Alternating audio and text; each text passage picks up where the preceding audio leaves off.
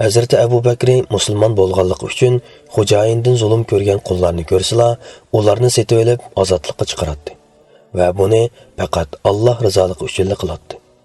Bir kuni u Amir ibn Fuhayra ismli bir qulni uning xo'jayini Tufayl ibn Abdullah ibn Harisdan setib olib ozodlikqa chiqardi. Tufayl Hazreti Əbubəkrining o'gay o'g'li, ya'ni uning ayoli Ummu Rummonning boshqa erdan bo'lgan o'g'li va Hazreti Oyshaning ona bir qarindoshi edi. Amir ismli qul bo'lsa, tunji bo'lib islomni qabul qilgan va Allohga iymon etganligi uchun qattiq zulm chekkanlardan biri edi. U keyincha Badr va Uhud janglariga qatnashdi. Bermanoa fojiasi vaqtida shahid bo'ldi. Hazreti Əbubəkri Bilal ibn Rabahni xo'jayindan setib olib o'rlikka chiqardi. Bilal Umayya ibn Xalaf Jamihning quli bo'lib, xo'jayini uni eng og'ir darajada qiynagan edi. Hazreti Əbubəkri uni 5 o'qqa oltin berib setib oldi. Taxminan 1283 gram oltinga to'g'ri kelir. Oltinni to'lab bo'lgandan keyin Umayya Hazreti Əbubəkriga: "Agar chingroq turgan bo'lsang, uni senga bir o'qqa oltinga setib bergan bo'lardim." deganda Hazreti Əbubəkri uningga: "Agar sen ching turgan bo'lsang, uni 100 o'qqa oltinga setib olgan bo'lardim" deb javob berdi. Bilal Habashi islomga nihoyat ixlosmand bo'lib, payg'ambar alayhisalomning muazzini edi. U Badr va boshqa muhim janglarning hammasiga to'liq qatnashdi. Hijriyaning 20-yili Shamda vafot bo'ldi. Umayya bo'lsa, ichiga o'rnab ketgan shirik aqidasi ching turdi va Badr g'azoti kuni o'ldirildi. Uningdan boshqa Hazreti Əbubəkri Zannira ismli bir dedakni setib olib, uni ozod qilibdi. Bu ayol Hazreti Ömerning texi musulmon bo'lmagan vaqtidagi dediki edi. Zannira islomni qabul qilgachqa, Ömer uni urib dumbalaydi. U tayoqning dastidan ko'zlaridan ayrilib qoldi. Qurayishlar uni Lat va Uzza urdi. Ya'ni bu ilohlarimiz uning ko'zini ko'r qilib qo'ydi deyshadi. Ammo u ko'zlaridan ayrilib qolgan bo'lsa-mu, Allohning nomi bilan qasam qilamanki, ish sizlar degandek emas. Lat va Uzza o'zlariga ibodat qilganlarni tunimaydigan jonsiz narsalardan iborat. Agar Rabbim xolisa, ko'zlarimni qayta ko'ra oladigan qilib qo'yishga albatta qodirdir, deb ularga radiyat berishdan yonmadi. Alloh taolo u kechasi uning ko'zlariga shifolik berdi. Bu voqeani ko'rgan Qurayshlar bu qatim bu Muhammadning seyr ishiltishi bo'ldi deyishdi. Shu ishdan keyin Hazreti Əbubəkri uni setib olib o'rlikka erishtirdi. Qurayshlar islomga bo'lgan nafrat va o'chmanligini bildirib mundoq deyishadi: "Agar bu xayrlik bir da'vo bo'lgan bo'lsa, Zanniradak biri bizdan burun uning tarafdori bo'lmagan bo'ladi." Alloh taolo Qur'onda bu haqda mundoq deydi: "Kafirlar mu'minlarga agar Qur'on bilan islom dini yaxshi bo'ladigan bo'lsa edi, ular, ya'ni ojiz musulmonlar uningga bizdan burun ishonmagan bo'ladi" dedi. Sura Ahqof 11-oyatning bir qismi. Hazreti Əbubəkri yana Hazreti Ömer tava bo'lgan Bani Adi oilasidan musulmon bir dedakni setib olib, ozodlikqa chiqardi. Ömer musulmon bo'lishdan burun uningga zulm silib, islomdan qaytarish uchun uni doim uratdi. Uningdan boshqa Bani Abdushamis oilasining bir dedikini setib olib, uni ozodlikqa chiqardi. Sahobalar orasida payg'ambar alayhisalomni eng ko'p mudofaa qilgani Hazreti Əbubəkri bo'lishi mumkin. Hazreti Ali mundoq deydi: "Dadam vafot bo'lib, 3 kundan keyin Qurayshlar payg'ambar alayhisalomni o'ldirish uchun bir yerga yig'ilishdi. U kuni Hazreti Əbubəkridan boshqa hech kim payg'ambar alayhisalomga yordam qilmadi. Uning 2 o'rimisi bo'lib, hujum qilib kelganlarni shuning bilan yiroqlashtirdi. Birini urib, yana birini tortgan holda Rabbim Allohdir deyishdan boshqa gunohi bo'lmagan va o'zining payg'ambar ekanligini dalil keltirgan birini o'ltirmoqchimisizlar deb ularga radiya berdi. Shu asnoda hujumchilar uning o'rimlaridan birini parchalab tashladi. Buxoriy rivoyat qilgan bir hadisda Hazreti Oysha mundoq deydi: "Men esimni bilsam, dadam bilan onam musulmon ekan. Payg'ambar alayhisalom har kuni 2 qatim, ya'ni atigan va oqshimi bizning uyga yo'liqib turadi. Mushriklarning musulmonlarga qilgan zulmi chidog'siz darajaga berib ketganda, dadam Əbubəkri Habashistonga hijrat qilish uchun Makka dan ayrildi. U Barqul G'amat degan yerga kelganida Qarra rayonining begi Malik ibn Dag'naga yo'liqib qoldi. U odam: "Ey Əbubəkri, nega mangding?" deb so'radi. Əbubəkri: "Xalqim meni o'z yurtimdan qo'g'ladi. Jahonni aylang'ach Allohga xotirjam ibodat qilg'ili mangdim" deb javob berdi. Buni anglagan ibn Dag'na: "Ey Əbubəkri, sendek biri o'z yurtidan qandoqmi qo'g'lansin? Sen peqirlarni kiyindirsan, xish aqrabolarga ko'ngil bilasan, yetim yesirlarga yordam qo'lingni sunasan, mehmondo'st va haq tarafdori tursan, men sana kepil bo'lay. Sana hech kim chekilolmaydi. Sen keyningga qayt va Rabbingga o'z yurtingda ibodat qil" deb uni Makkaga qaytarib keldi. Shu kuni kechda Quraysh cho'nglarini ziyorat qilib, ularga: "Menga qaranglar. Əbubəkirdek birini o'z yurtidan qo'g'lashga bo'lmaydi. Sizlar peqirni kiyindirdigan, xish aqrabolarga ko'ngil biladigan, yetim yesirlarga yordam qo'lini sundigan, mehmondo'st va haq tarafdori bo'lgan mundaq ulgulik kishini o'z yurtidan qo'g'lab etishga qandoq betimdinglar?" deb ularni aybladi. Qurayshlar o'z ko'nglida uning so'zlarini tasdiqlashgan bo'lsa-mu, ammo uningga: "Əbubəkrga aytib qo'y. U ibodatini uyida qilsin, bir nima o'qisimi uyida o'qisin. Ammo bu ishlarni sirtda oshkora qilib bizning aramizni buzmasin. Biz ayol bolalarimizning uning ishlariga qarab yo'ldan chiqib ketishidan ansiraymiz" deyishdi. İbn Dag'na ularning so'zlarini Əbubəkrga yetkazdi. Shuningdan keyin Əbubəkri ibodatini uyida maxfiy davomlashtirdi. Uyining sirtida hech qanday narsa o'qimaydi. Ammo bu zulmlar qisqagina vaqt ichida uni qattiq azoblanadigan va ko'zlaridan to'xtamay yosh to'kadigan qilib qo'ydi. Qur'on o'qigan sari yoshlari taramlab to'kiladi. Uning bu ahvoli Quraysh cho'nglarini andishiga silib qo'ydi. Ular takror Ibn Dag'naga odam yo'lladi. U chaqiriqqa binoan yetib keldi.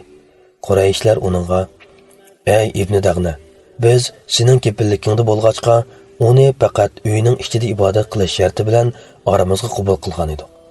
Halbuki u chekdan eshib uyiga bir masjid selib olib, u yerda ochiq oshkora ibodat qilyotidi. Unlik ovozda Qur'on o'qiyotidi. Biz uning bola chaqimizni yo'ldan chiqarib etishidan qattiq ansirayotimiz. Sen darhol uni to'sqin.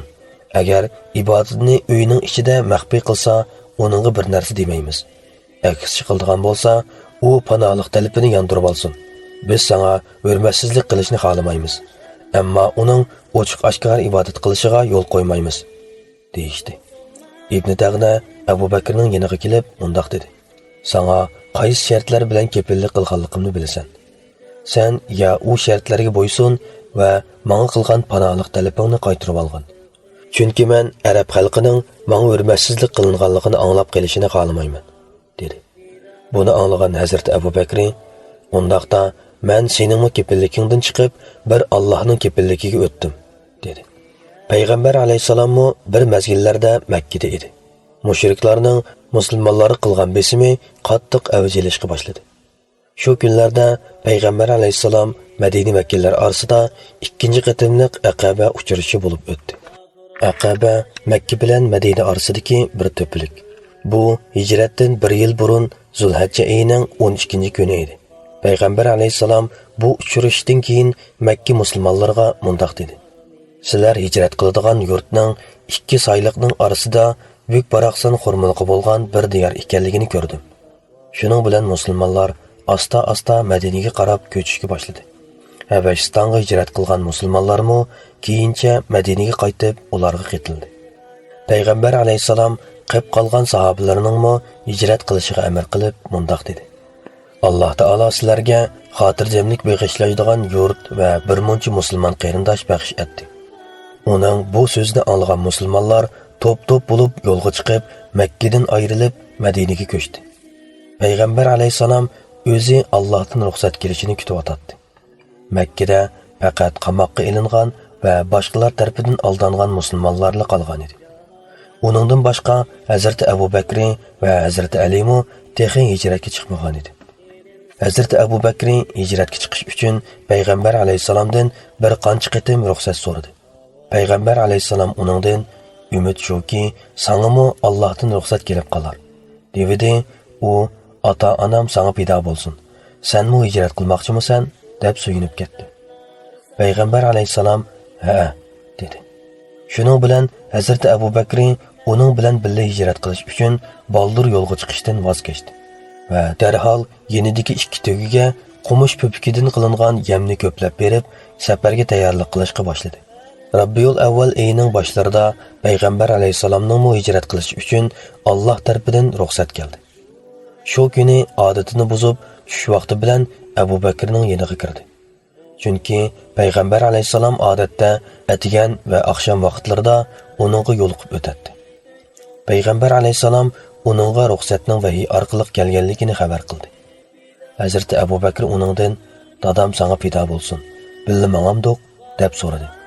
Payg'ambar alayhisalom shundoq degan edi. Əbubəkri xo'shalligidan ko'z yoshi qilishga boshladi va "Ey Allohning elchisi, shu 2 uloqdan birini tanlag'in" dedi va yaxshisini uning qo'liga tutqizib, minishga taklif qildi. Ammo payg'ambar alayhisalom mening bo'lmagan narsani minalmayman deb Əbubəkrning taklifini chiroyli rad qildi. Hazrati Əbubəkri yalvargan holda "Bu seninki, ey Rasululloh" desimi, payg'ambar alayhisalom "Buni qanchalik pulga olgan bo'lsang, men shu pulni to'lamay turib minalmayman" dedi. Hazrati Əbubəkri "Munchalik pulga olgan edim" dedi. Payg'ambar alayhisalom shunchalik pulni to'lagandan keyin ondan tugini qabul qildi.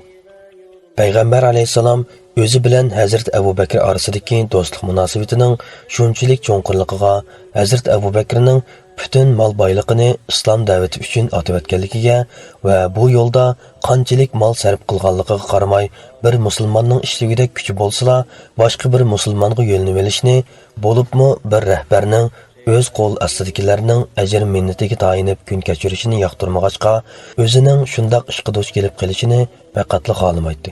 Shundaqla bu jihatdanmi butun musulmonlarga ulgu bo'lgan edi. Tayyorlik bitgandan keyin payg'ambar alayhisalom hamrohi bilan birlikda Savr g'origa qarab yo'lga chiqdi.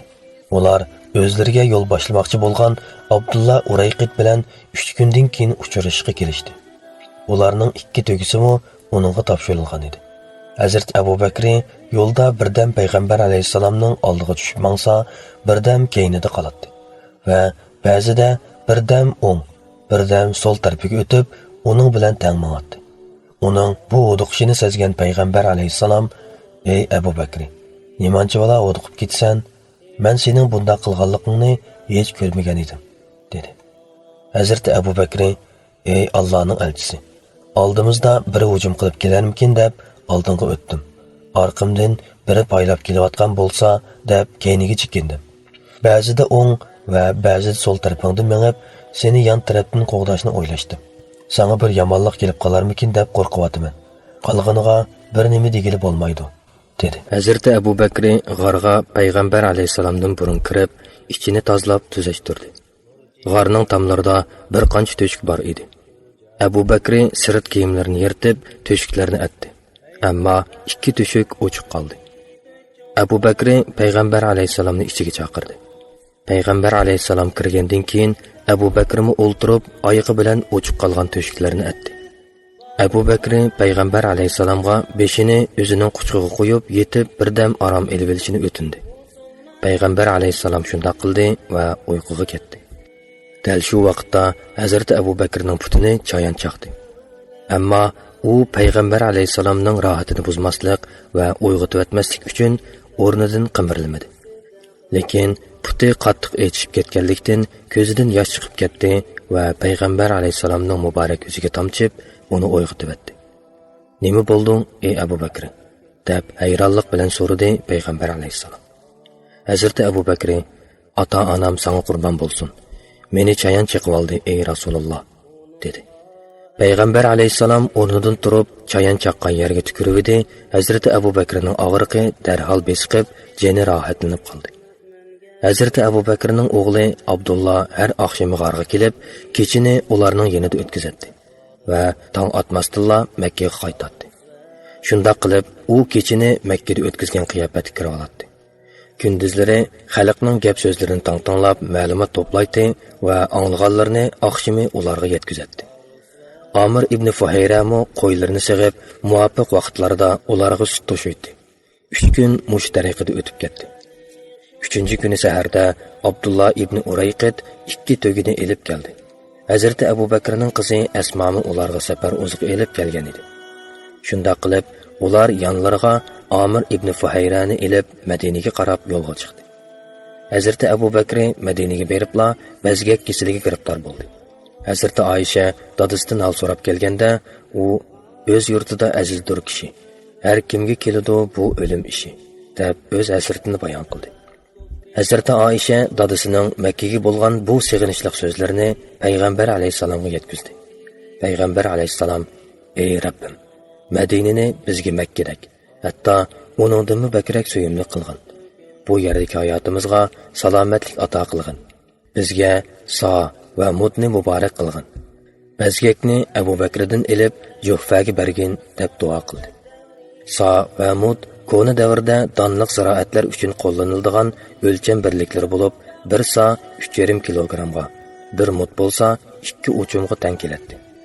Yo'lboshchi Abdullah ibn Urayqit Madinadan Makkaga qaytganda Hazreti Əbubəkrining o'g'li Abdullohga dadisining nada ekanligidan xabar berdi.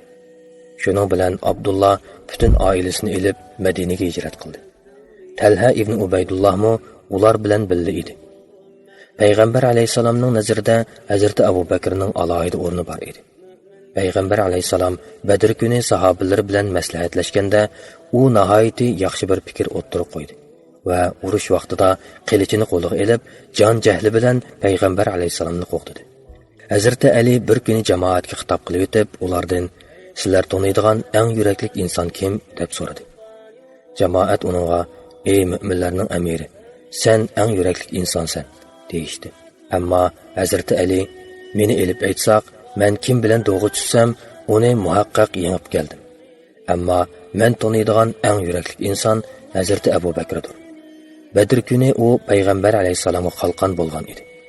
Keyincha sahobalardan mushriklarning hujumidan Payg'ambar alayhisalomni kim qo'g'daydi deb so'raydiq. Allohning nomi bilan qasam qilamanki, Hazreti Əbubəkri texi hech kim og'zini ochmay turibla qilichini so'g'irib elib Payg'ambar alayhisalomning yoniga keldi.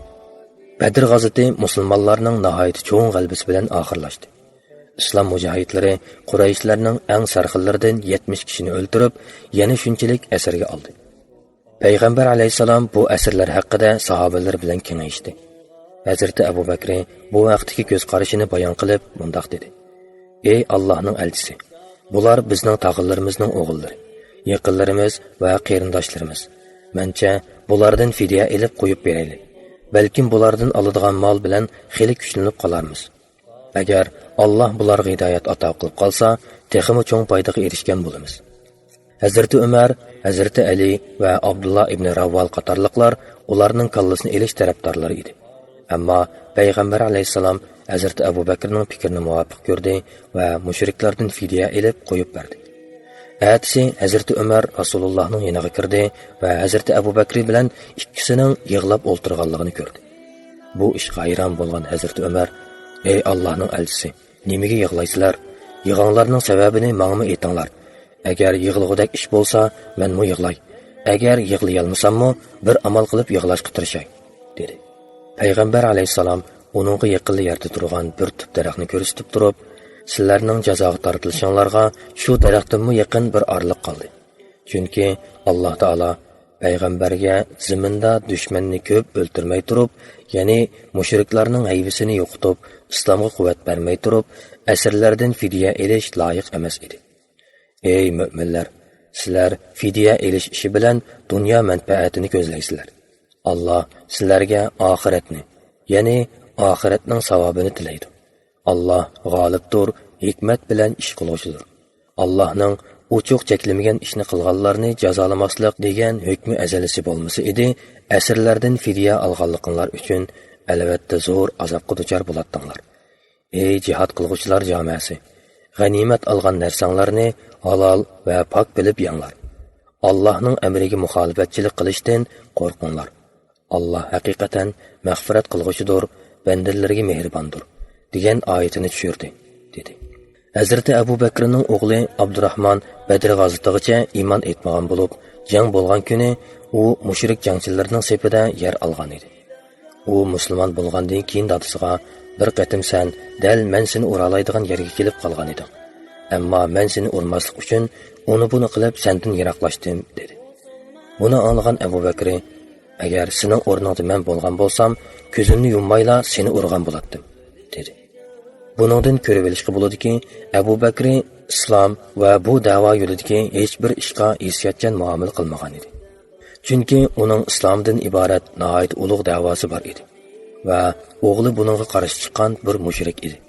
Bu dunyo hayotida insonlar orasidagi moddiy munosabat har qancha kuchli bo'lib ketgan taqdirdami, bir musulmon bilan bir mushrikning orasida haqiqiy sevgi muhabbatning bo'lishi mumkin emas.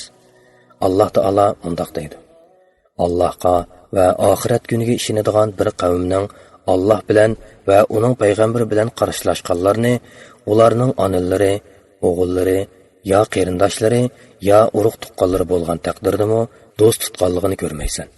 Ya'ni ularni do'st tutishi mumkin emas.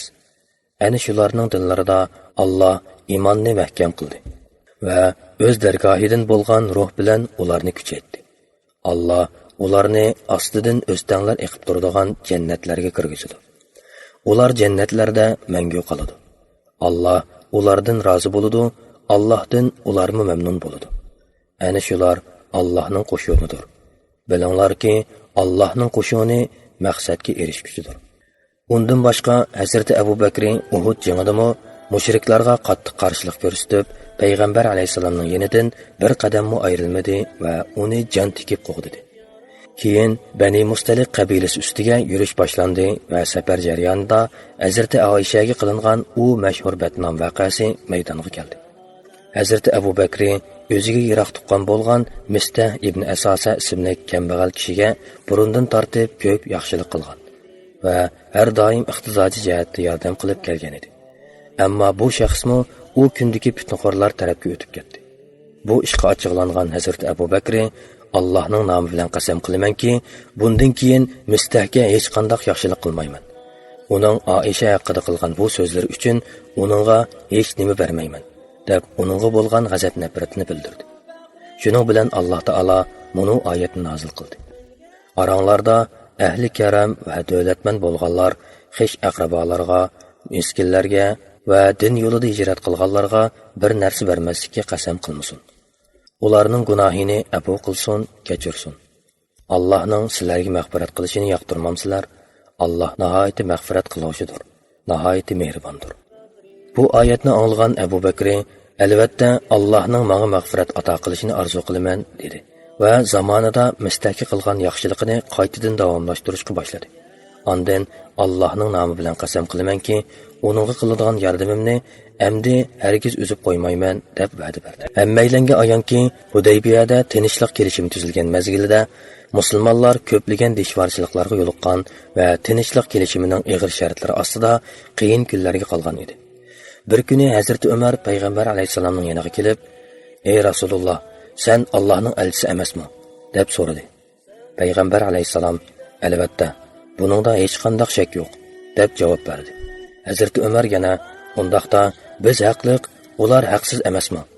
Undaq ekan, biz nima uchun dunyoni dinimizdan afzal ko'ramiz?" deb bir qancha savol so'radi. Payg'ambar alayhisalom uning savollariga, "Muhaqqaqki, men Allohning barhaq elchisiman.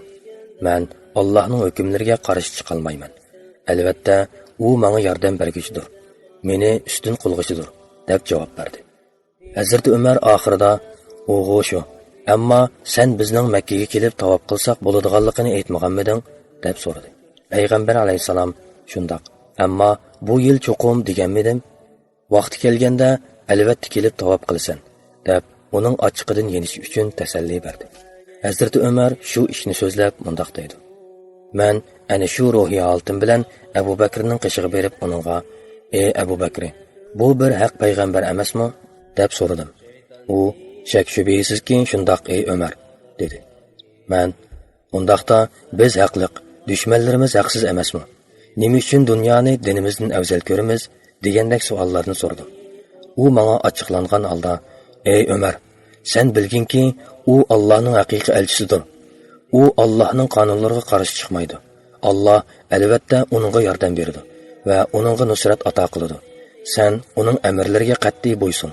u haq va to'g'ri yo'ldadir, dedi. Men yana Rasululloh bizning Makkaga kirib, Ka'bani tavof qilishimizga muvaffaq bo'la oladiganligimizni aytmaganmidi, deb so'radi. U bu yil cho'qim bo'ladiganligini aytdimi, deb e'tiroz bildirdi. Men yo'q, dedim.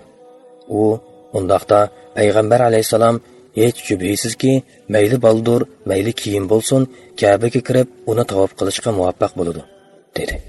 Hazrati Əbubəkrinin Hazrati Ömərə bergan javobi payg'ambar alayhisalom bergan javob bilan o'pmi o'xshash edi. Al-Bidoya Ibn Kasir 4-jild 301-302 betlar. Hijriyening 7-yili payg'ambar alayhisalom Hazrati Əbubəkrni Bani Fazaraning ustiga yurish qilish qo'shiniga qo'mondon qilib avatdi. U bu askariy yurishda cho'ng g'alaba qozonib, ko'plagan g'animatlar bilan hech qanday chiqimsiz qaytib kelgan edi. Shundaqla Tabuk g'azotida va jang eng qiziydigan vaqtlarda islom bayrog'i Hazrati Əbubəkrning qo'lida bo'ladi. Hunayn jangida musulmonlar son jihatdan ustunlik bilan o'zligidan faxrlanib, mag'rurlanib ketgan edi. Halbuki odam sonining ko'pligi hech qanday ishga yaramadi. Jang bo'lgan vodining har ikki tarafidan qistab kelgan dushmanning hujumiga uchradi va qiltaqqa tushib, o'q yomg'iri ostida kiyik bolasidek har tarafga qochishga boshladi.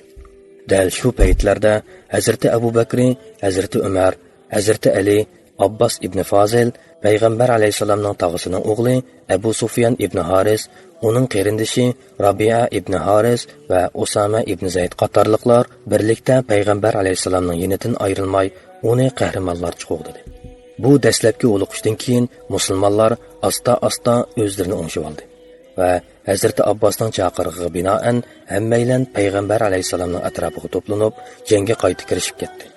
Oxirida Alloh taolo ularga g'alaba ato qilib, mushriklarni qattiq mag'lubiyatga uchratdi. Hijriyening 9-yili payg'ambar alayhisalom Hazrati Əbubəkrni haj karvoniga amr qilib tayinladi. Bu ish Əbubəkri Tabuk g'azotidan qaytib, taxminan 3 oydan keyin bo'lgan edi. Haj karvonida 300 kishi bor edi. Payg'ambar alayhisalom ularga 20 ga yaqin qurbonlik mol qo'shib qo'ydi. Əbubəkrmi 5 tuyoq mol elib olgan edi. Hojilar yo'lga chiqib bo'lgandan keyin Tavba surasi nozil bo'ldi. Payg'ambar alayhisalom darhol Hazrati Alini jabtib, bu suradan 40 oyat bilan ularning keynidan avatdi. Hazrati Ali bu oyatlarni Tavriya kuni, Arfa kuni, Hayitning 1-kuni va Nafri avval kuni to'plangan musulmonlarga Hazrati Əbubəkrning xitobidan keyin o'qib e'lon qildi. Tavriya kuni Arfa kunidan 1 kun burun, ya'ni Zulhajja oyining 1-kuni bo'lib, bu kuni hojilar Arafat tog'iga chiqishga boshlaydi. Arfa kuni Qurbon hayitdan 1 kun burun, ya'ni Zulhajja oyining 9-kunini ko'rsatdi. Nafri avval kuni 1-ko'chish kuni deganlik bo'lib, Hayitning 3-kuni va ayyomi tashriqning 2-kuniga to'g'ri keladi. Bir mezgillarda Madina atrofida Quba degan yerga joylashgan va Avs qabilasining bir aymog'i bo'lgan Amir ibn Bani Af orasida surkilish yuz berdi. Payg'ambar alayhisalom ularning oralarini tuzab qo'yish uchun yo'lga chiqishdan burun muazzini Bilal Habashiga o'zining namozga ulgurib kelolmasa, Hazrati Əbubəkrni jamoatga imom qilib namozni o'qiyverishni topilib qo'ydi. Darvaqa payg'ambar alayhisalom vaqtida qaytib kelolmadi. Hazrati Əbubəkri jamoatning oldiga o'tib, namoz boshlay deb turishiga payg'ambar alayhisalom masjidga kirib keldi. Payg'ambar alayhisalom Əbubəkrga namozni davomlashtiraverishni va jamoatni qo'zg'amaslik uchun shuncha ishorat qilgan bo'lsa-mu, u hurmat yuzidan keyniga chekindi. Shuning bilan payg'ambar alayhisalom oldiga o'tib imomlik qildi.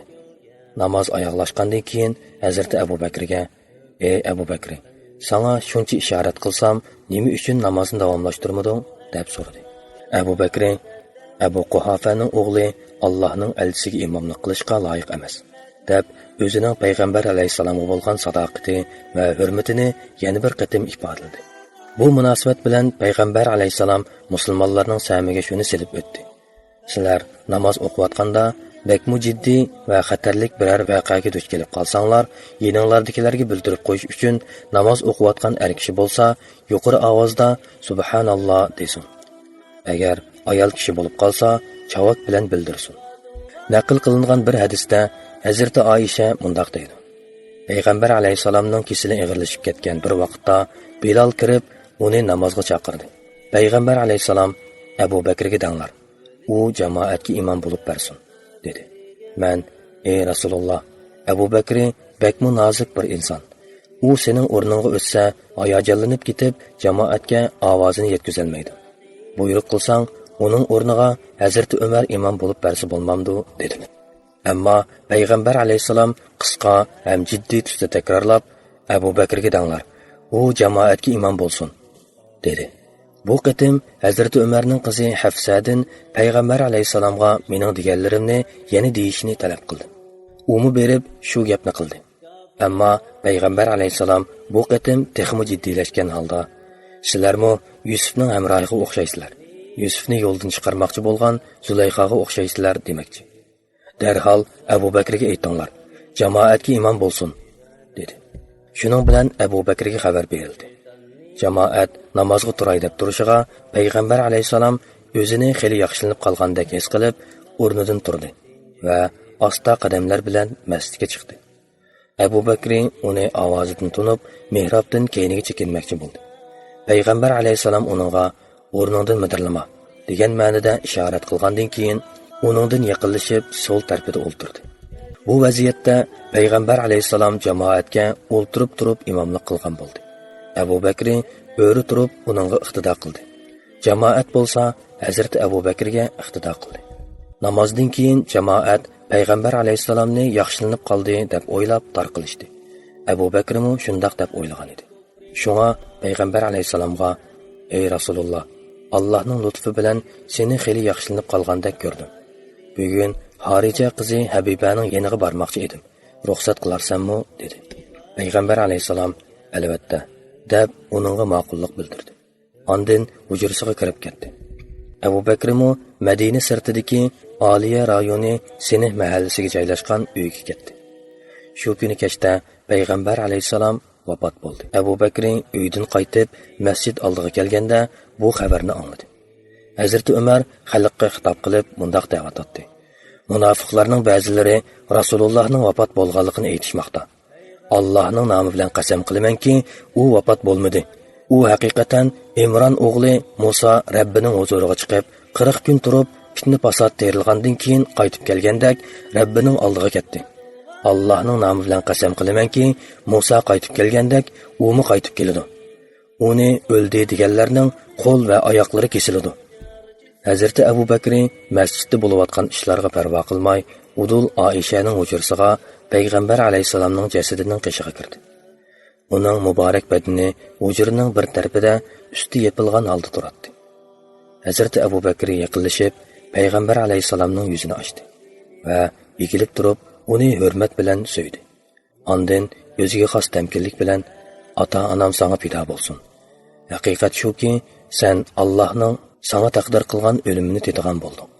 Ammo bundan keyin sana o'lim yo'qdir, dedi. U so'zlarini tugatib, payg'ambar alayhisalomning yuzini yopdi va masjidga chiqdi. Hazrati Umar texicha jamoatga xitob qilib o'tdi.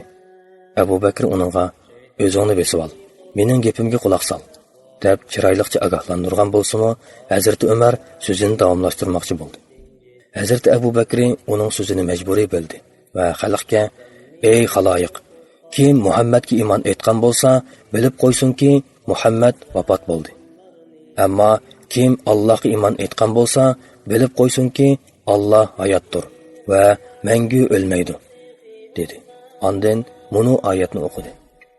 Muhammad faqat bir payg'ambardir. Uningdan burun ko'p payg'ambarlar o'tdi. Ularning ba'zilari o'z ajali bilan o'lgan, ba'zilari boshqalar tarafidan o'ldirilgan. U vafot bo'lsa yoki o'ldirilsa, orqanglarga yenib olamsizlar, ya'ni iymondan yenib murtad bo'lamsizlar. Kimiki orqasiga yenib oladi ekan, ya'ni murtad bo'ladi ekan, u Allohga qilchi ziyon yetkazolmaydi. Allah shukr qiluvchilarni mukofotlaydi. Hazrati Əbubəkrga quloq solgan xalq bu oyatni xuddi tunji qatim anglayotgandek hissiyotga cho'mdi. Ish oydinlashdi. Payg'ambar alayhisalom vafot bo'lgan edi. Sahobalar endi uni ko'rolmaydi. Musulmonlar endi uning ta'lim-tarbiya va ko'rsatmalarini anglay olmaydi. Musulmonlar bakmu cho'ng musibatga duch kelgachga nima qilarini bilolmay qolishgan edi. Bu ishning ta'sirida arzu armonlari so'g'ishilishib, dunyo qorong'ulashib ketgandek bo'lib ketdi. Hammaylar xuddi yo'ldan ezg'ib qolgandek ko'rinadi. Chunki payg'ambar alayhisalomning vafot bo'lganligiga ularning ishongisi kelmayotdi. Hazrati Umarning so'zlaridan mushundaqroq ma'no chiqib turadi. Hazrati Əbubəkri İslam davrida ansorlardan bo'lgan Xorija qizi Habibaga uylangan edi. Ammo u ayoli homila vaqtida vafot bo'ldi. Uning vafotidan keyin Ummu Kulsum ismli qizi tug'ildi. Keyin bu ayolni Talha ibn Ubaydullah o'z nikohiga oldi. Undan boshqa Hazrati Əbubəkri yana Umays binti Asmaga uylangan edi. Bu ayol burun Hazrati Alining qarindishi Ja'farga yetliq bo'lgan bo'lib, Ja'far Mu'ta jangida shahid bo'lgan edi. Hijriyaning 10-yili Hazrati Əbubəkrning bu ayoldan Muhammad ismli o'g'li tug'ildi. Hazrati Əbubəkri